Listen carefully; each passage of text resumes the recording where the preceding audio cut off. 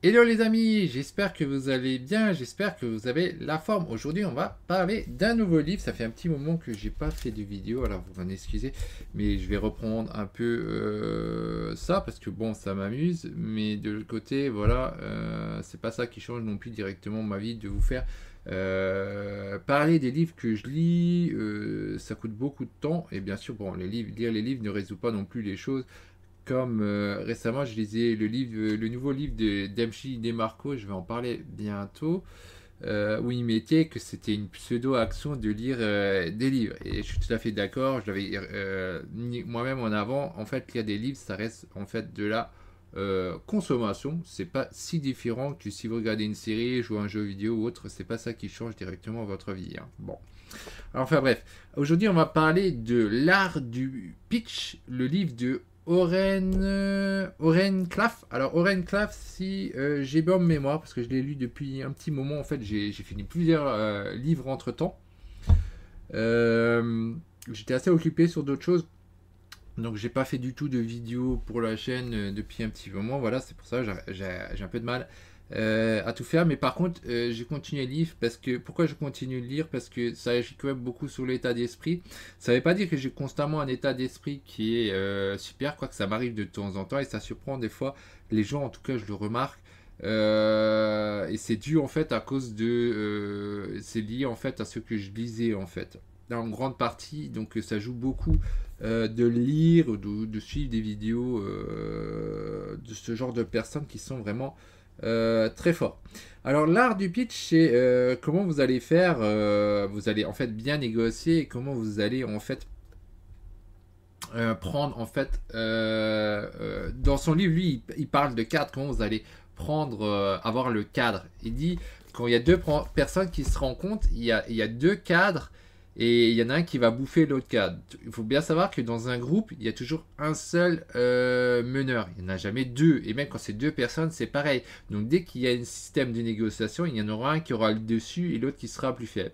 Et donc c'est à vous de faire en sorte de détruire le cadre de l'autre pour que c'est vous qui avez que c'est votre cadre qui s'impose et que c'est vous qui mettez en fait les règles. Alors c'est assez poussé.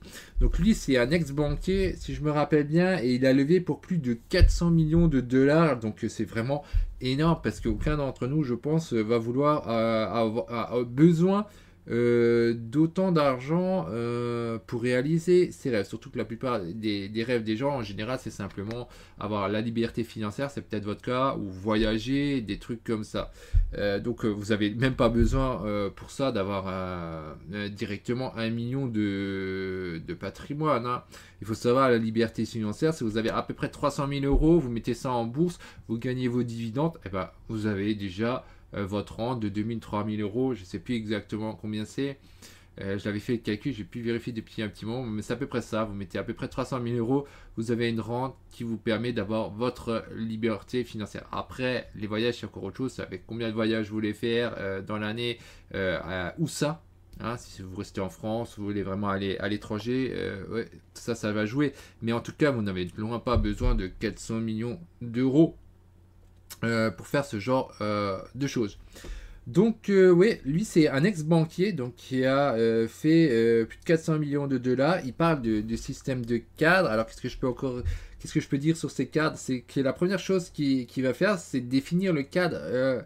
La personne qui est en face de lui, c'est quoi comme cadre? Alors, il a mis trois cadres différents. Il a dit le cadre du temps, le cadre puissance et le cadre analyse.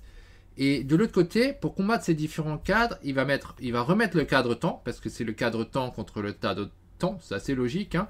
Le cadre anti-puissance, le cadre intrigue, on va rencontrer des histoires, et il met un cadre bonus qu'il appelle ça le cadre récompense. Ça, c'est vraiment le truc que j'ai retenu le plus, c'est le truc que j'essaye déjà de bien maîtriser, c'est déjà être capable de, quand on a un acteur une personne en face de nous avec qui on va faire affaire, c'est déjà de comprendre le type, il est dans quel cadre, c'est quoi son cadre. C'est le temps, la puissance ou l'analyse. Donc l'analyse, celui-là qui regarde les chiffres, le temps, c'est quand voilà, il a que 1 heure et après il n'a pas plus de temps. Donc si lui il vous dit il a 1 heure de temps à vous donner, vous devez avoir minimum, vous devez lui dire ouais, mais moi j'ai que 50 minutes. Après il peut continuer comme ça, s'il connaît le truc, il va continuer comme ça. Mais s'il connaît pas, c'est vous qui allez commencer à prendre le pouvoir uniquement en fonctionnant comme ça, de même de base, hein, quand vous allez à un rendez-vous. Il ne faut pas dire ouais, vous avez tout votre temps. Au contraire, vous n'avez pas vraiment beaucoup de temps. Vous pouvez jouer sur les différents cadres, comme c'est dit. En tout cas, ce livre, j'ai trouvé vraiment excellent. Alors, je vais vous parler un peu des notes que j'ai lues. Et il parle de cette histoire en fait, de cerveau reptilien.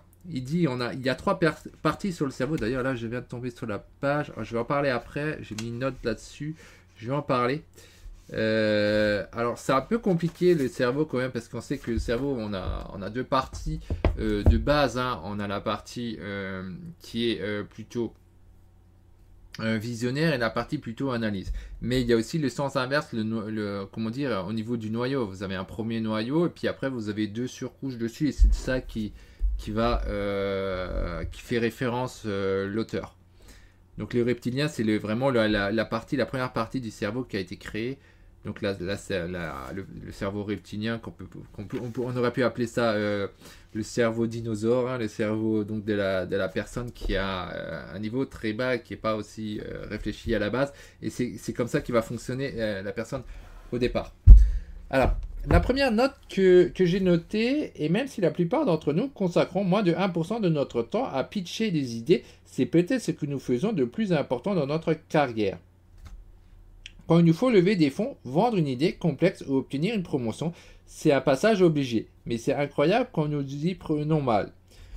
Donc là, il dit bien que là, le fait de faire votre pitch, c'est super important pour pouvoir obtenir ce que vous voulez. Ah, donc là, l'exemple le plus simple quand vous voulez de l'argent, souvent, c'est vous allez à la banque.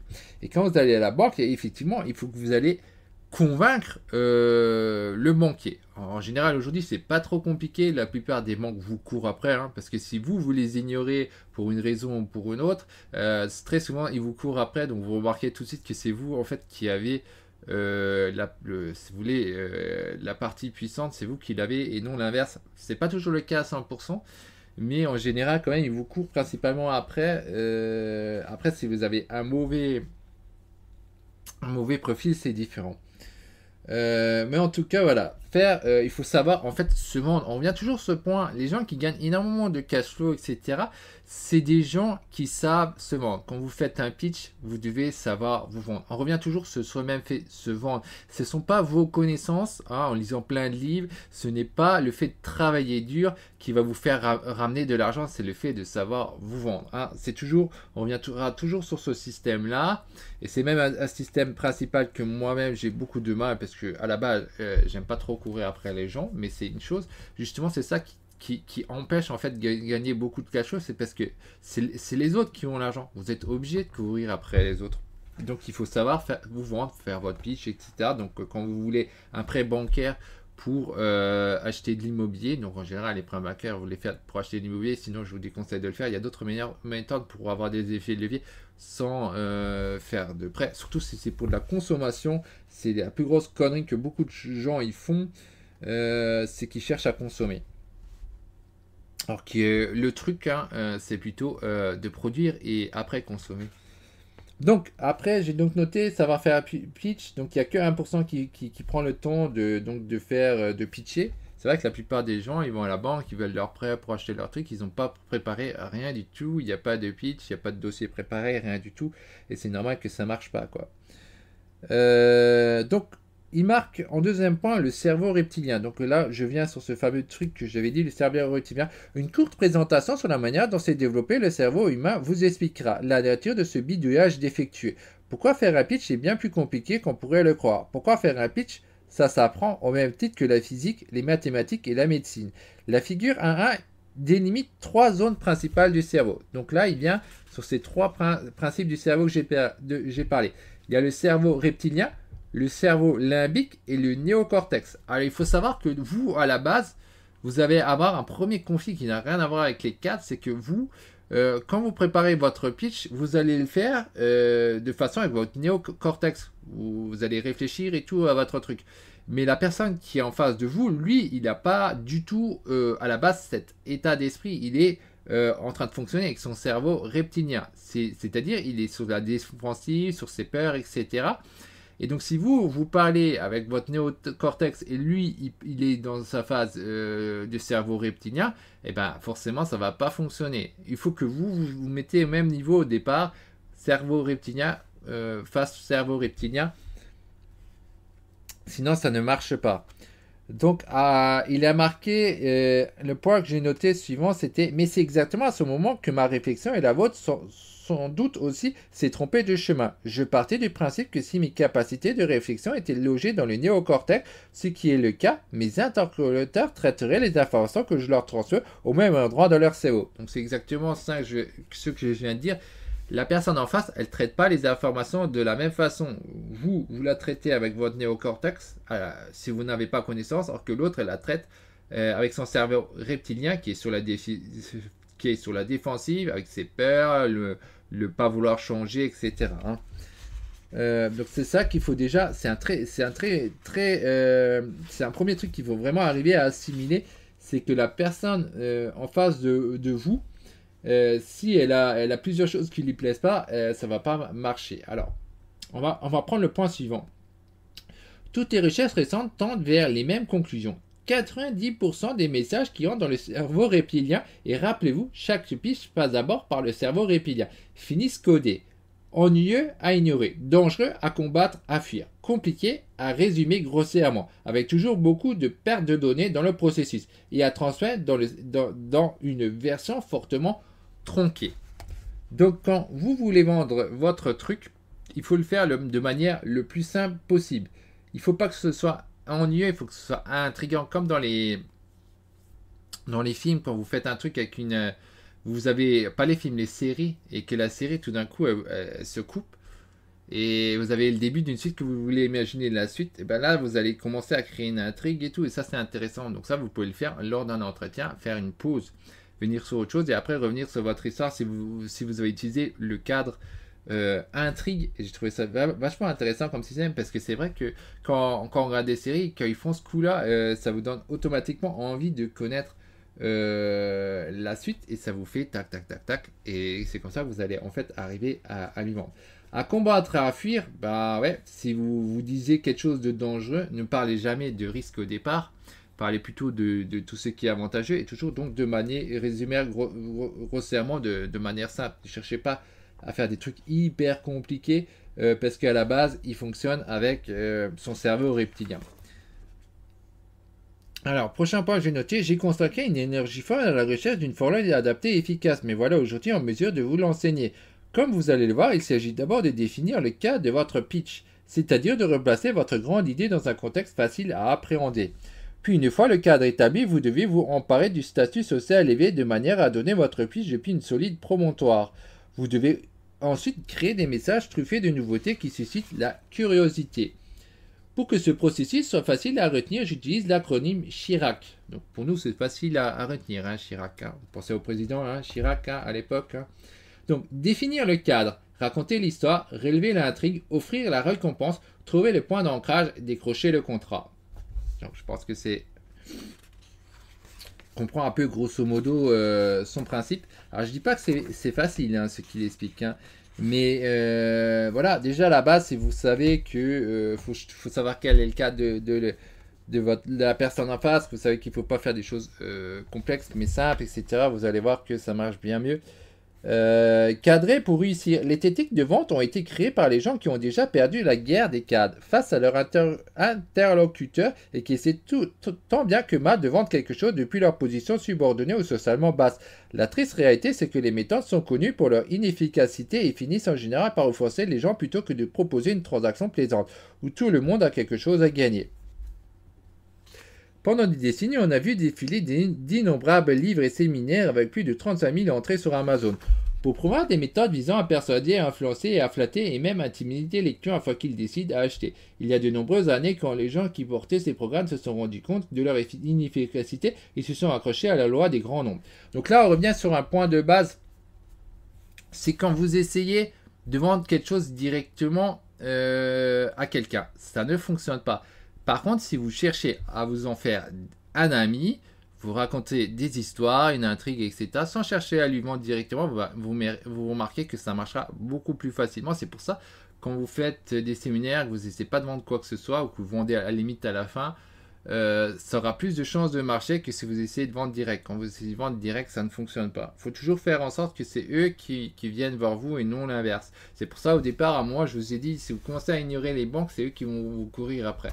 Cherchez pas à vouloir à tout prix leur vendre. Vous pouvez proposer une chose sur un moment, et puis ça se passe pas comme vous voulez, vous l'ignorez, et vous attendez que c'est eux qui reviennent voir vous. Même quand vous voulez acheter, vous faites une offre sur un bien immobilier, c'est pas la peine de revenir. S'il revient pas, bah tant pis pour lui, vous attendez. C'est possible qu'il revienne un mois ou 2 mois après, parce qu'il n'a pas réussi à vendre son truc, quoi. Mais si vous essayez d'imposer, bah ça marchera pas.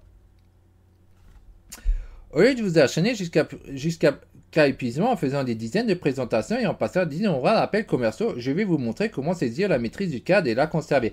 En procédant de cette manière, vous serez plus utile de vous retrouver à devoir choisir entre les 3 contrats que vous préférez sur les 5 pitchs que vous avez fait et qui ont porté leurs fruits. Elle vous plaît, ma loi des grands nombres à moi? C'est comme ça que je vis et depuis des années.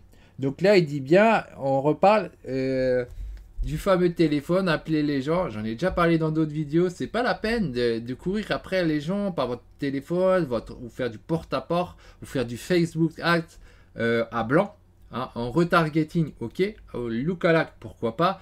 Mais franchement, quand vous courez après les gens avec du Facebook Ads, comme les gens ils font depuis quelques années en dropshipping, c'est pas la peine. Quand vous faites en blanc, là vous êtes agressif et c'est quelque chose que les gens, ils marchent pas, ils sont froids les gens. Ils vont pas vous acheter. Soit ils ont déjà vu votre site, ils avaient montré un intérêt, vous pouvez y aller, mais sinon ça marche pas. Donc lui, il dit à peu près la même chose dans le cadre de sa négociation. C'est pareil, c'est pas la peine de courir après les gens, ça fonctionne pas comme ça, quoi.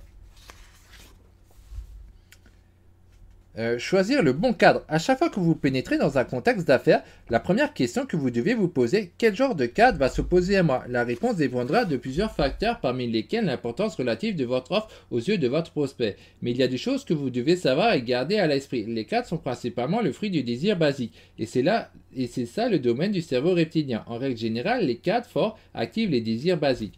On peut observer cette question en se disant qu'il n'existe que quelques approches basiques auxquelles le cerveau reptilien de l'acheteur réagira. Nul besoin donc d'adapter chaque cadre à chaque individu. Si vous étiez un mécanicien qui cherche quelque chose dans sa boîte à outils, disons que le cadre serait amaillé en caoutchouc plutôt qu'un tournevis. Bon. Et ensuite, plus bas, il va dire qu'est-ce que c'est les cadres. Dans la plupart des contextes d'affaires, vous vous retrouvez face à l'un des 3 cadres. Le cadre puissance, le cadre temps et le cadre analyse. Hein, ça, c'est les 3 cadres que j'avais dit au départ. Et après, pour prendre le dessus, il dit vous avez 3 autres cadres, le cadre anti-puissance, le cadre temps et le cadre intrigue.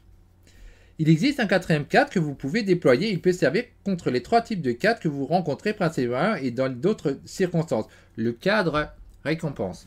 Alors c'est vrai que souvent que je vais toujours reprendre la banque parce qu'en général c'est ça que vous allez souvent négocier la plupart du temps. En tout cas au départ, parce que sinon c'est que vous êtes déjà d'un niveau plus haut. Là, la plupart du temps, généralement les banquiers sont analystes ou alors à la limite, ce sont des cadres puissants, c'est rarement les cadres temps parce que pour eux, le temps il est déjà défini. Si vous avez votre rendez-vous, il est de telle à telle heure, donc il ne parle pas du temps. Mais c'est à vous par contre de l'utiliser. Hein. Il ne faut pas vous gêner, vous êtes là, bon, le rendez-vous, vous avez 40 minutes, n'hésitez pas à dire, voilà, vous avez 20 minutes pour faire votre pitch et allez très vite, quoi. Et ça vous montre déjà que vous prenez en fait le cadre parce que vous n'avez pas autant de temps que lui. Hein. C'est tout de suite un truc de base que vous pouvez commencer au départ. Moi j'aime bien faire ça. Tac, le cadre de temps, je vais faire mon pitch, machin. Et je vais tout de suite déclarer dès le départ, voilà, j'ai tant et tant de temps. Je vais faire le coup, j'ai moins de temps dès le départ sans même savoir de quel cadre il est. Après on verra selon quel cadre il est. Mais au départ, tout de suite, je vais tout de suite chercher à appliquer le cadre de temps parce que c'est le meilleur moyen d'aller plus rapidement possible. Et pour moi, en fait, c'est le temps qui est la ressource la plus précieuse. Comme beaucoup de riches, hein, j'estime que c'est le temps le plus précieux. Donc c'est un bon truc pour aller vite, hein, pas perdre de temps avec les gens. Bien sûr, il faut s'adapter au cadre de chacun. Alors là, je ne vais pas vous décrire comment ça marche et tout. Il faudra lire le livre si vous voulez savoir tout. Là, je vous fais que parler de certains de mes notes que j'avais pris. Alors, il faut lire le livre, le relire, bien arriver à comprendre ce qu'il est dire et appliquer ce qui est dit. Hein. Ensuite, j'ai noté, pour lancer une collision des cadres puissance et du recours à une action non agressive mais légèrement inattendue. Privilégiez l'humour et une attitude de défi. Cela attirera l'attention sur vous et élèvera votre statut en créant ce que l'on appelle un hégémocène situationnel. Vous en saurez davantage sur les notions de statut d'hégémonomie situationnelle quand vous aurez lu le chapitre 3. S'emparer du cadre, voici quelques techniques plus subtiles pour vous débarrasser du cadre pouvoir. Dès l'instant où vous entrez en contact avec votre cible, cherchez n'importe quelle opportunité pour refuser quelque chose d'anodin ou adopter une attitude de défi sur un sujet annexe. Exemple, vous placez un dossier au milieu de la table de conférence, dessus il y a écrit confidentiel et le nom de votre cible. Quand celle-ci s'apprête à le prendre, le dossier, vous le dévancez en disant non, pas encore, il va falloir attendre un peu pour ça. Alors ça, effectivement, vous pouvez le faire hein, quand vous avez fait votre dossier. Si vous imprimez votre truc, votre dossier, vous pouvez bien effectivement le poser avec marqué, voilà, confidentiel ou secret, machin. Le mot secret, ça marche très bien. Hein. Vous faites ça, et effectivement, le gars, il va être intrigué, il va vouloir le voir. Mais sur le moment, vous n'allez pas commencer comme ça, et c'est un bon moyen aussi de prendre du coup le pouvoir et d'inverser les rôles. Hein. Je trouvais ça très intéressant comme truc. Hein. Ensuite, on a la destruction d'un cadre et la prise du pouvoir commencent discrètement mais prennent rapidement de l'ampleur. Quand le pouvoir change de main, quand votre cible perd son cadre, il le sait. Elle le sent bien qu'il vient de se passer quelque chose. Ses sens sont en éveil, les désirs basiques ont été activés à cet instant. Elle est très concentrée et vous avez toute son attention. Elle se demande, oula, qu'est-ce que c'est que ce phénomène? Et ça, c'est vrai, hein, on le ressent automatiquement des deux sens. On le remarque automatiquement, c'est nous qui dominons ou c'est l'inverse, c'est nous qui ne sommes pas, qui dominons pas. Hein.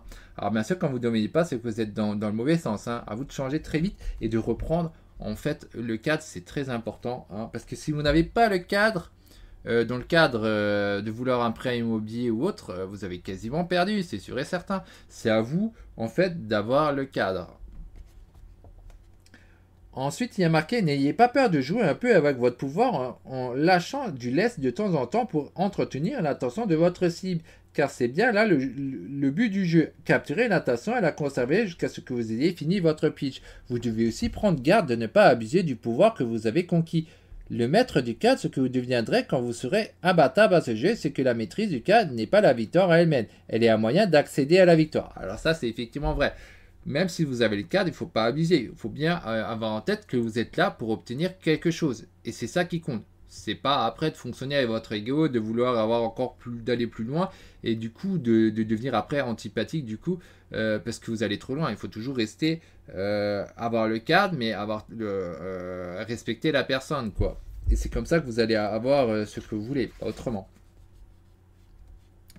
Ensuite, on a noté « Personne ne peut raconter votre histoire aussi bien que vous. Si vous confiez votre présentation à des subalternes et que vous pensez qu'ils la transmettront à la personne décisionnaire avec les mêmes forces et qualités de persuasion que celles dont vous auriez fait preuve, alors vous n'êtes pas honnête avec vous-même. Encore une fois, personne ne raconte votre histoire aussi bien que vous. Monsieur Bbox doit l'entendre et doit vous entendre la raconter. » Alors ça, c'est effectivement un truc qui est tout à fait vrai. Il ne faut pas...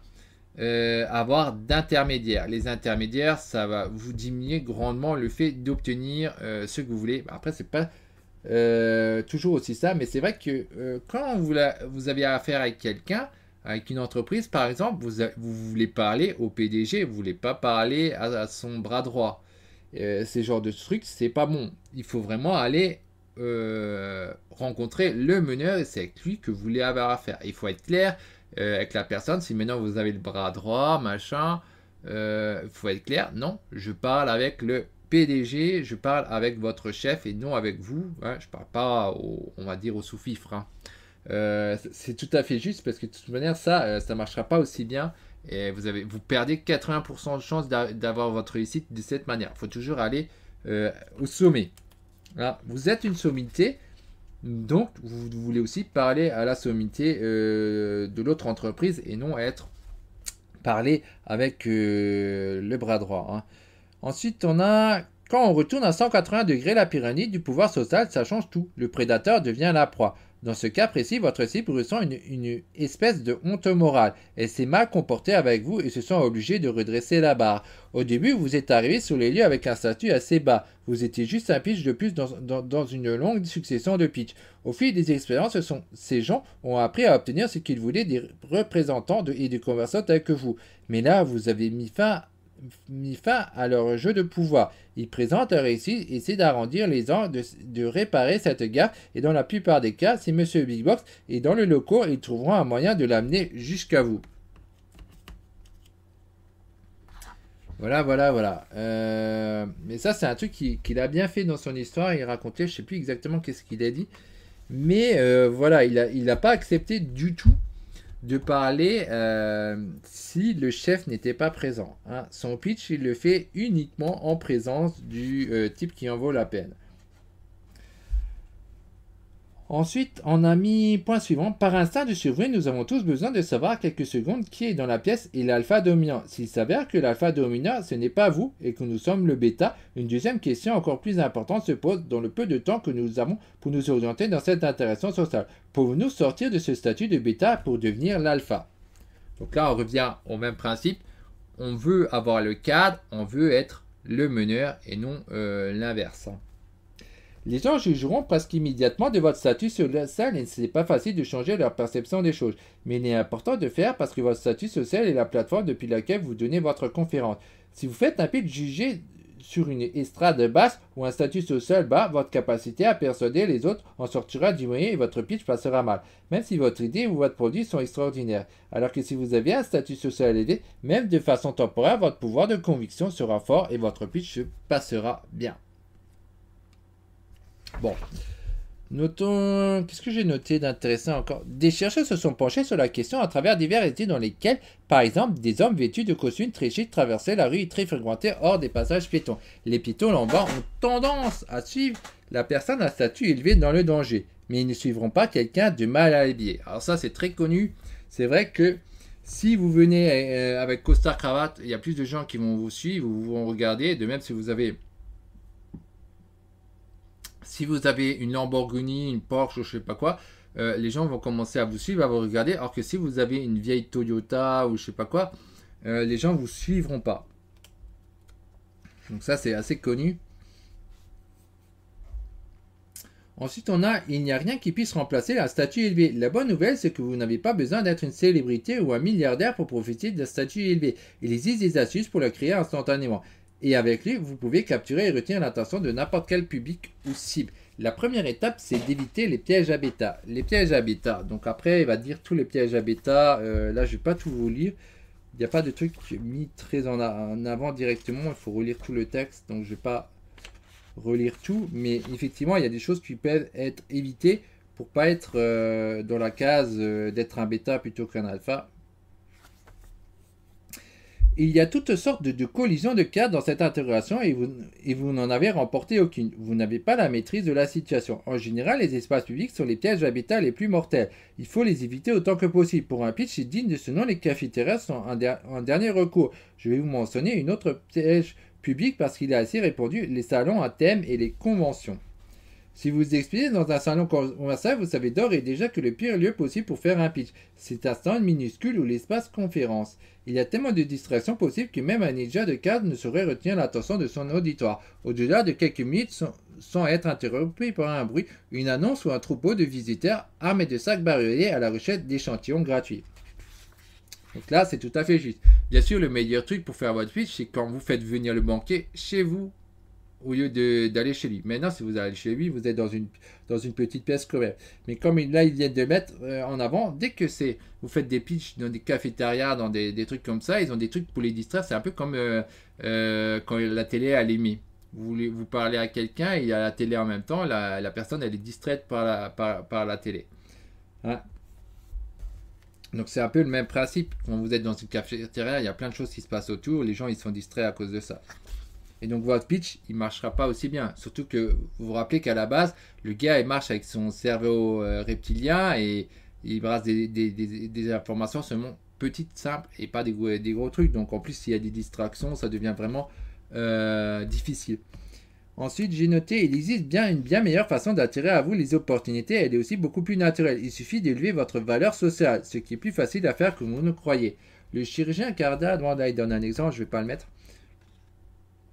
Alors, je ne sais pas si j'ai noté des choses sur comment on augmente le statut social. Si vous souhaitez élever votre valeur sociale dans n'importe quelle situation, vous pouvez le faire en redirigeant les autres personnes vers un domaine où c'est vous qui commandez. Et c'est plus facile à faire, vous le pensez. Donc déjà, il dit, voilà, de diriger les gens vers quelque chose que vous maîtrisez bien. Quand nous rencontrons quelqu'un, la première impression est fondée sur le calcul automatique de la valeur sociale de l'autre. C'est un mécanisme de survie. Le cerveau de l'autre personne essaie de comprendre où vous vous situez dans le tissu social et en fait une priorité. Cette personne porte un jugement hâtif à partir de 3 critères mesurables. Votre richesse, votre pouvoir et votre popularité.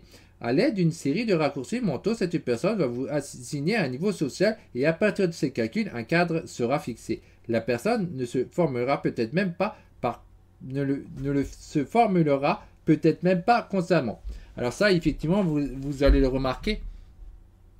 Si le gars il utilise un cadre puissance, c'est qu'il va vous apercevoir comme si votre statut social il était bas. Même analyse, c'est un peu ça quoi. Donc vous pouvez tout de suite remarquer comment il va vous prendre. On va passer au point suivant. Qu'est-ce que j'ai noté là-dedans? Pendant qu'il a mâché sa bouchée, j'ai essayé de reprendre un peu de maîtrise sur le cadre. Mes amis, j'ai 15 minutes pour vous briefer, alors je commence. Voici le projet sur lequel je travaille. Donc là, on note, il a 15 minutes pour faire le truc, donc il utilise le cadre temps.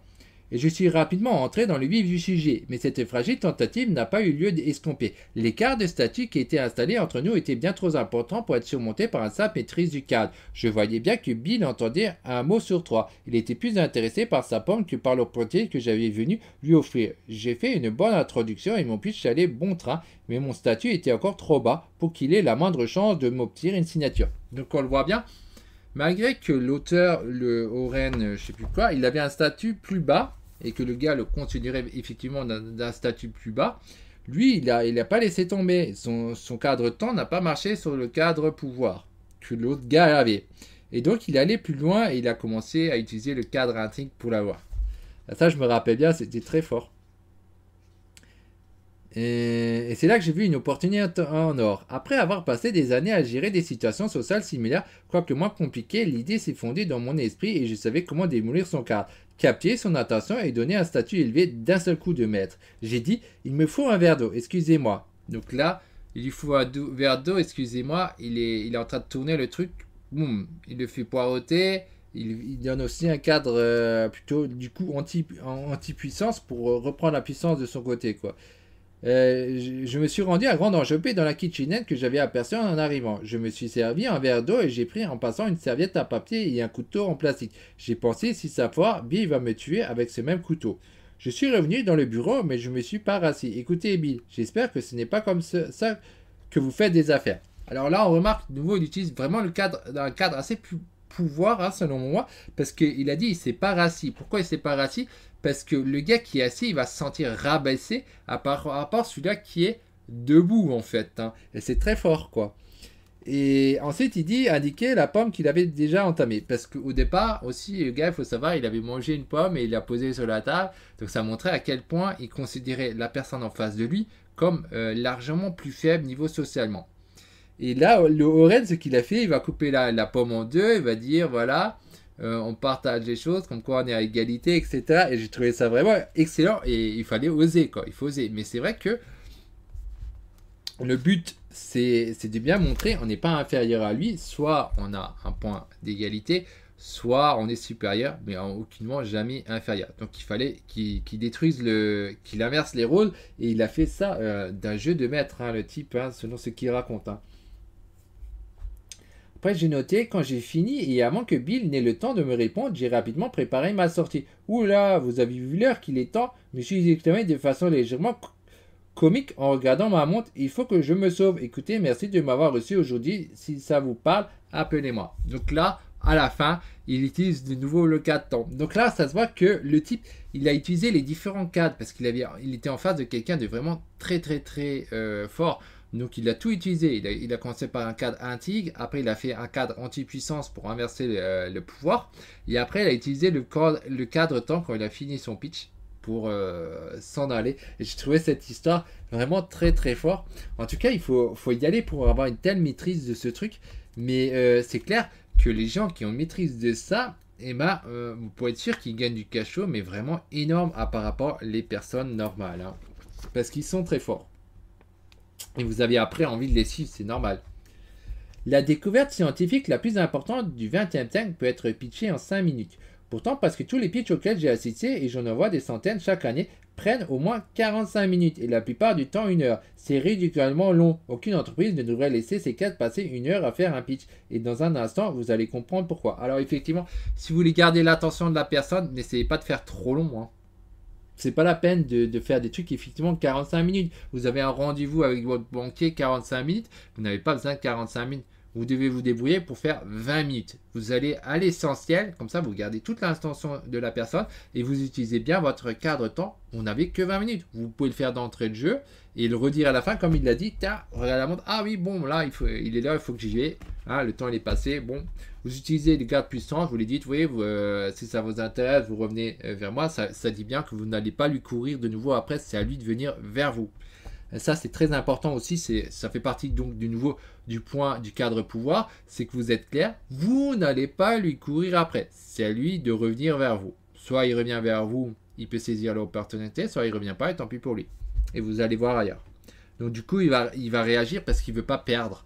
Hein, il n'y a personne qui a envie de perdre. Donc quand vous vous dites, voilà, c'est à lui de revenir vers vous, le gars, il va souvent le faire parce qu'il n'a pas envie de perdre. C'est bête, mais c'est comme ça. Il n'a pas envie de perdre et donc ça montre comme quoi vous avez eu le pouvoir. Voici ce qu'il faut dire très précisément pour que votre cible sache qu'elle n'est pas coincée dans une réunion classique de 60 minutes. Je propose qu'on s'y mette dès maintenant. Je n'ai qu'une vingtaine de minutes pour vous exposer l'idée générale, ce qui vous laissera un peu de temps pour en discuter avant que je m'en aille. Donc là, on revient cadre temps. Très intéressant ça. Je trouvais ce livre est vraiment génial. Après, arriver à le maîtriser, c'est autre chose. Mais c'est vraiment un chef-d'œuvre. Hein. Récapitulons les choses à faire dans la première phase du pitch. D'abord, vous mettez votre cible à l'aise en lui disant dès le départ que ce pitch sera court 20 minutes maximum et que vous n'allez pas vous attarder trop longtemps. Quand vous aurez fini, cela obligera le cerveau reptilien de votre cible à rester focalisé sur l'instant présent, tout en faisant naître en lui un sentiment de sécurité. Ensuite, vous expliquez votre parcours en termes de performance et de réussite sans tomber dans la liste exhaustive des sociétés et des institutions avec lesquelles vous avez signé jadis un contrat de travail. Et lisez sous un corpus de recherche qui suggère, plus vous attendez, bon je ne vais pas tout lire, puis vous montrez que votre idée n'est pas le fruit d'un éclair de génie statique. Ce sont les forces du marché qui ont donné naissance et vous profitez d'une fenêtre qui vient de s'ouvrir et qui ne restera pas ouverte bien longtemps. Ensuite, il a mis, comme le cerveau fait davantage attention aux choses en mouvement, vous décrivez votre idée comme émergeant d'un ancien marché pour s'engouffrer dans un nouveau. Enfin, vous présentez votre idée elle-même grâce à un modèle d'introduction de Moore. Maintenant que votre client sait exactement de quoi il retourne, quelles sont vos cibles, qui vous concurrence et il connaît davantage votre idée par rapport à celle des autres. Bon. Maintenant, présentez le budget et dévoilez l'ingrédient secret.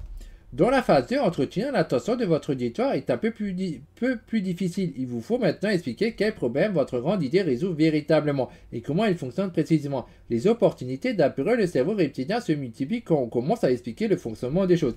Notez bien ce point-là. Il dit bien, dans la phase 2, entretenir l'attention de votre auditeur est un peu plus difficile. Bon, c'est pas le point que je voulais noter. Il vous faut maintenant expliquer quel problème votre grande idée résout véritablement et comment elle fonctionne précisément. Donc on comprend bien que là, il est fixé, le gars, quand il essaie de vendre son truc, il dit quel problème ça va résoudre. Il n'est pas fixé, ah oui, combien d'argent on va gagner. Il est fixé sur le problème à résoudre. Et c'est vrai que c'est ça qui est important.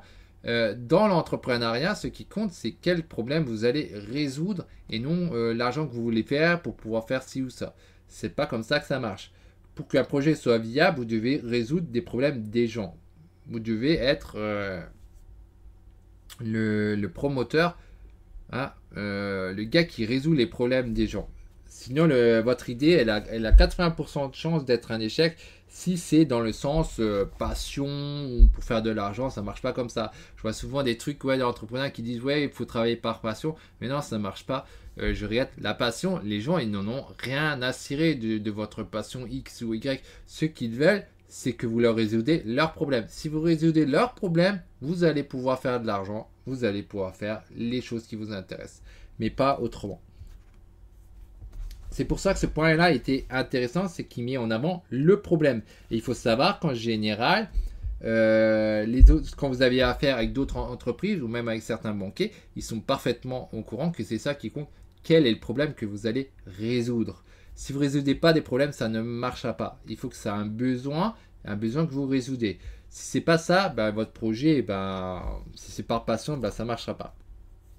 Dans la majorité des cas, ceux qui arrivent par passion, ils ont, on va dire, un coup de chance. Parce que ce qu'ils ont fait, c'est que ça correspond à un besoin. Ils ont résolu quelque chose.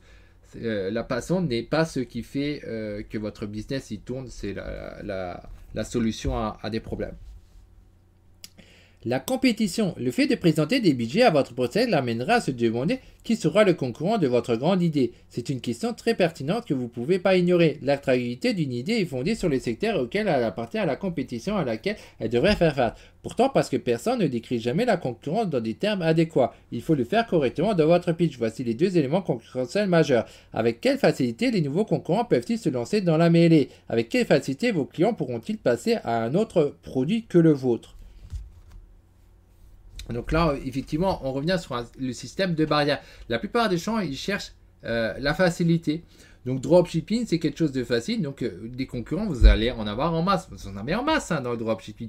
Par contre, si vous devez créer une marque, vous n'avez pas autant de concurrents parce qu'il y a une barrière. La barrière d'entrée, elle est plus haute. Et plus votre barrière, elle est haute, et moins vous allez avoir, en fait, de concurrents. Et ça, c'est une chose qui est très bon. C'est avoir des barrières d'entrée qui empêche les concurrents de venir parce que les concurrents, ça fait chuter votre revenu. Parce que si vous résolvez un problème et qu'il peut y avoir plein de concurrents qui viennent juste après, et votre truc il a marché au départ et après il va complètement chuter.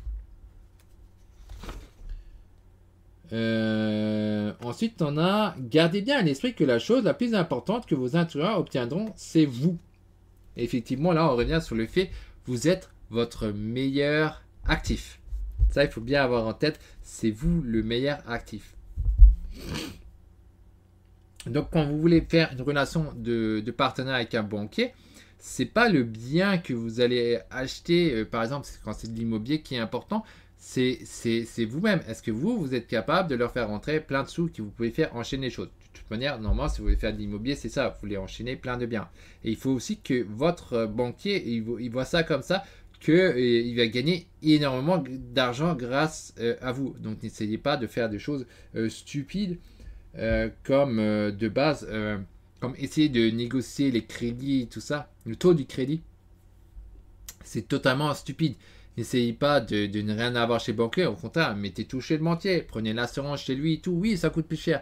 Vous en foutez. Lui, il va être content et vous aussi parce que vous allez avoir le crédit et qui vous permet d'utiliser l'effet de levier qui va vous permettre d'aller vite. Ce qui est important en revanche, c'est d'avoir le tri, c'est-à-dire de faire zéro d'apport. Quand vous avez zéro d'apport, vous avez en fait argent infini, comme on dirait l'autre. Ça, c'est très important. Donc les deux choses en fait à négocier, c'est zéro d'apport. Enfin, il y a trois choses. Zéro d'apport, le temps. Plus loin c'est, mieux c'est. Et le différé. Si vous pouvez mettre un max de différé, rentrer un maximum de cash au départ, c'est super bien. Le temps, c'est pareil. Il faut que vos mensualités sont les plus courtes possibles pour avoir un maximum de loyer, etc. Après, j'ai noté, voici les 4 cadres que nous allons cumuler d'une manière les plus rythmée possible. Si vous le faites correctement, vous pouvez passer rapidement à la dernière étape du pitch, le point d'ancrage. Connexion chaude numéro 1, le cadre intègre, le cadre récompense, le cadre temps, le cadre autorité morale. Alors là, il utilise un autre cadre, il parle de le cadre autorité morale.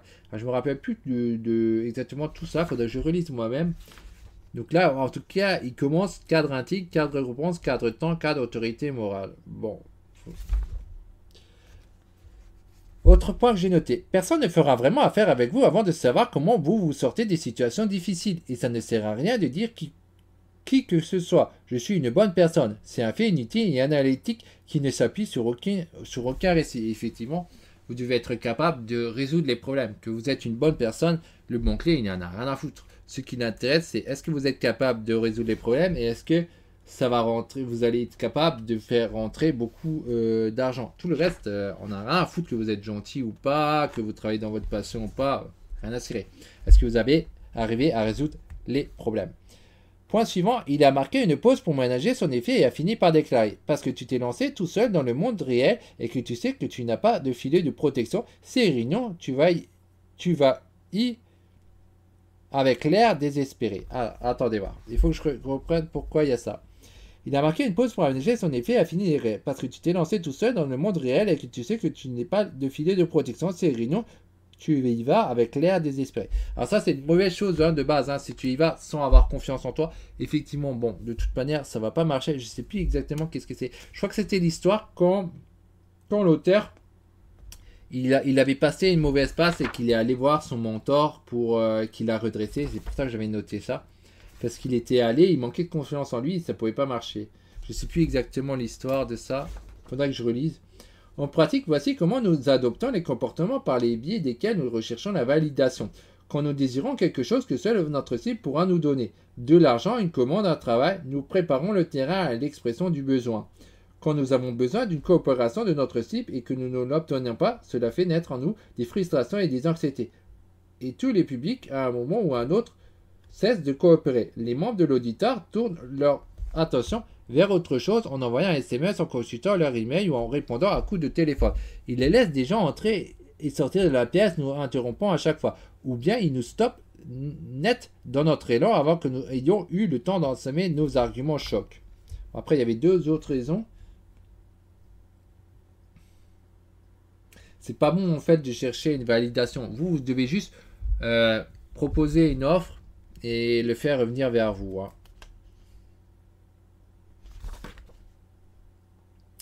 Contrez vos comportements de manque. Une façon radicale d'éradiquer le comportement de manque implique de pénétrer dans votre interaction sociale avec un cadre temps fort que vous devez être prêt à utiliser à tout moment. Ce cadre envoie le message clair et sonore que l'on a besoin de vous ailleurs. Mais cela n'est qu'un élément d'une solution globale et plus complète pour éradiquer les comportements de manque. Voici la formule de base. Ne rien vouloir. Ne vous concentrez que sur ce que vous faites bien. Annoncez votre intention de sortir de cette interaction. Donc là, c'est plutôt un truc de temps. Dex pensait que les trois Steve avaient de nombreuses admiratrices, non pas grâce à leur grosse voiture ou à leurs jambes bioniques, mais parce qu'il avait compris les trois principaux enseignements du Tao. Éliminez vos désirs. Il n'est pas nécessaire de vouloir quoi que ce soit. Parfois, il faut laisser les choses venir à vous. Faire preuve d'excellence en présence d'autrui. Montrez aux gens une chose pour laquelle vous êtes très doué. Retirez-vous à un moment crucial quand les gens s'entendent à vous voir, leur courir après. N'entendez pas dans leur jeu. Ouais, ça, il faut surtout pas faire. Si c'est vous qui courez après, vous avez en fait perdu. Donc, montrez que vous êtes plus fort que l'autre, effectivement, éliminez vos désirs. Bon. Le pitch final. Je n'ai pas besoin de ces gens. Ce sont eux qui ont besoin de moi. La récompense, c'est moi. Donc là, effectivement, de nouveau, c'est pas vous. Vous devez montrer que vous n'avez pas besoin d'eux. Souvent, certains font cette erreur. Donc, pour en revenir sur les banques, ils pensent uniquement à leur banque principale. Ah oui, vous avez besoin de votre banque là où vous êtes. En réalité, non, il faut leur faire comprendre qu'il y a plein d'autres banques, etc. Et vous remarquez que c'est en fait eux qui vont vous courir après. Et ça, c'est vraiment excellent. Et ça facilite vraiment les choses. Ce qui a fonctionné pour moi, ce sont les trois règles pour ne plus jamais avoir l'air d'être aux abois. Éliminez vos désirs. Rien ne sert de vouloir des choses. Il faut parfois savoir les laisser venir à soi. Soyez irréprochable en présence d'autrui. Montrez aux gens une chose pour laquelle vous êtes vraiment très bon.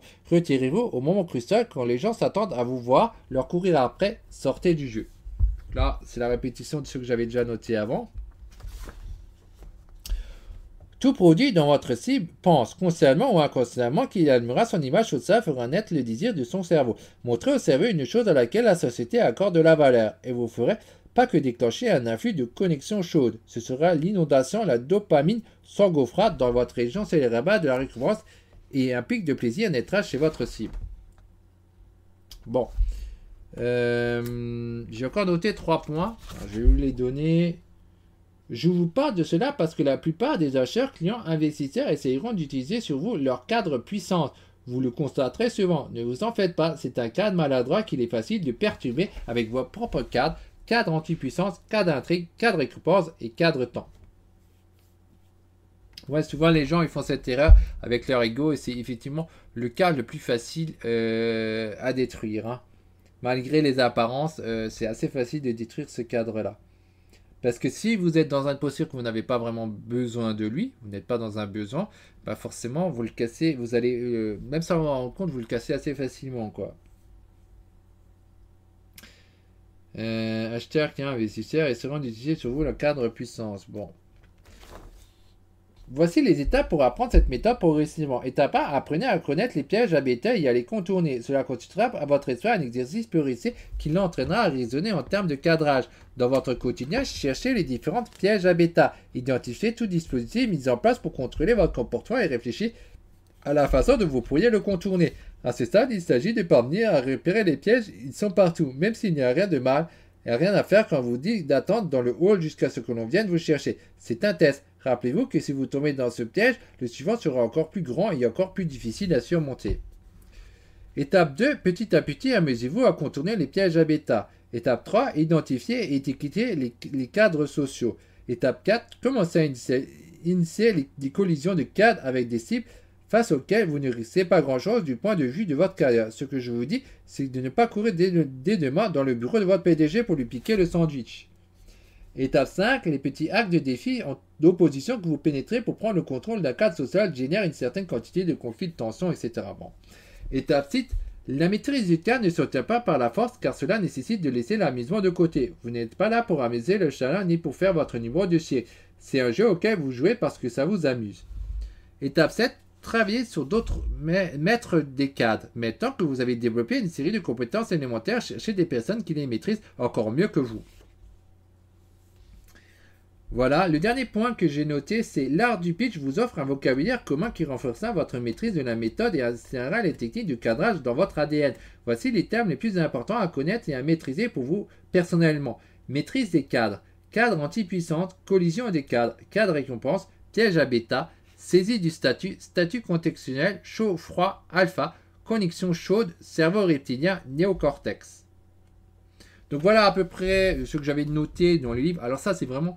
selon moi, un livre vraiment excellent, un livre à relire si vous voulez apprendre vraiment à savoir vous vendre et à avoir mieux négocié, notamment quand vous voulez avoir des prêts bancaires et autres trucs, ou si vous avez offert à une grande entreprise une relation d'affaires.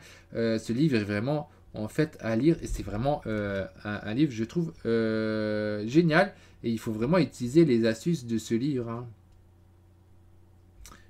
C'est vraiment un super livre. Donc, si vous voulez en savoir plus, je vous donnerai le lien en description là, donc de l'art du pitch. Alors, je vous conseille vraiment de lire ce livre. C'est un très bon livre et de chercher à le maîtriser. Alors, c'est pas facile, hein, on lit, mais après, il faut tout retenir pour appliquer. C'est toujours le truc, hein. Moi, j'ai beaucoup de mal à tout retenir. C'est pour ça que j'aime bien après en reparler parce que comme ça essaie de me faire revenir dessus et que j'essaie de retenir plus de choses que je n'ai pas retenues sur le moment. Que j'avais oublié. Donc voilà, donc si cette vidéo vous a plu, n'hésitez pas à la partager, n'hésitez pas à en parler si vous avez déjà lu le livre, qu'est-ce que vous pensez du livre, etc. N'hésitez pas à mettre un like, ça aide à propulser la chaîne, bien entendu, ça vous coûte pas grand chose, vous êtes toujours anonyme, hein, faut le savoir. Et si vous voulez connaître les prochaines vidéos, il faut activer bien sûr en fait la cloche. Allez, bye bye, c'était Sébastien Kennel.